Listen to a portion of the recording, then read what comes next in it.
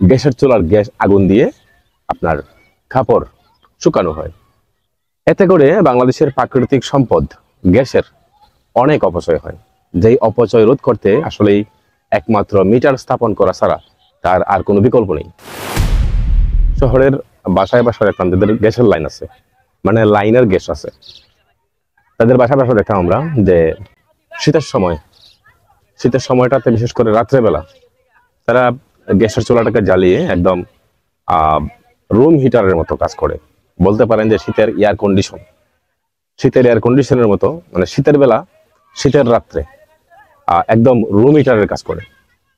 এই গ্যাস কিভাবে কাজ করে? তারা উন্মুক্তভাবে গ্যাসের চুলা জ্বালিয়ে রাখে। যতটুকু সম্ভব তারা গ্যাসের আগুনের পাওয়ারকে জ্বালিয়ে দেওয়ার পর এটা পাকের ঘরে কিচেন রুমে যখন জ্বলতে থাকে তখন আস্তেটা রুম হিট হয়ে যায়, তারপর পার্শ্ববর্তী রুম আস্তে আস্তে হিট হয়ে যায়। এতে করে গ্যাসের অপচয় হয়। তো গ্যাসের অপচয় হলে তো কিছু করার নেই, যেহেতু গ্যাসের মিটার নেই।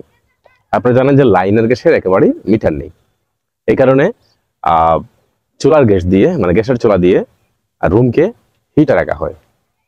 পরক্ষণে আবার দেখবেন যে বৃষ্টির দিনে যখন কাপড় শুকানোর বেশ ঝামেলা হয়ে যায়, ছাদের মধ্যে নিয়ে যখন কাপড় মানে শুকাতে সমস্যা হয়ে যায়, ঠিক সে সময়টাতে গ্যাসের চুলাকে জ্বালিয়ে গ্যাসের চুলার উপরে কাপড় শুকিয়ে রাখা হয়।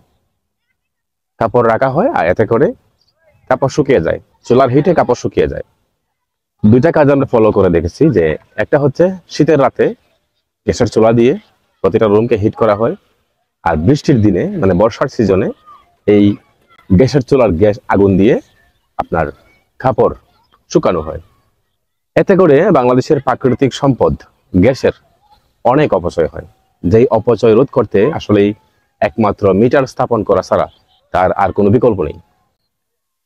আপনারা কতটুকু ফলো করেছেন বা কতটুকু দেখেছেন আমি জানি না, তো আমার দেখা মতো আমার যতটুকু আমি দেখেছি তার উপর ভিত্তি করে কথাগুলো বলা। তবে হ্যাঁ, এটা সত্য, এগুলো এখন আছে কিনা এটা আপনারা বলতে পারবেন যারা দেখেন নিয়মিত, যে গ্যাসের চুলার মাধ্যমে রুম হিট করা হয় কিনা বা বৃষ্টির সময়টাতে গ্যাসের অপচয় হয় কিনা। আমার মনে হয় এখন আর নেই। তো প্রাকৃতিক গ্যাসের মজুদ কিন্তু আমাদের দিন দিন কমে আসছে।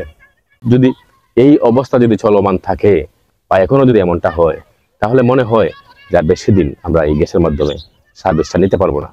তাই সকলেরই অবগত থাকা উচিত, প্রাকৃতিক গ্যাস সেটা সোনালী সম্পদ, সেই সম্পদের সঠিক ব্যবহার করা উচিত, এবং সেই গ্যাসের মাধ্যমে আমরা যেন আমাদের পরবর্তী প্রজন্মকে আরো এগিয়ে নিয়ে যেতে পারি, এবং সেই গ্যাসের একটি সুষ্ঠু বন্টনের জন্য আমরা প্রতিনিয়ত এই কাজগুলো করে থাকলে আমরা যেন এই কাজগুলো না করি।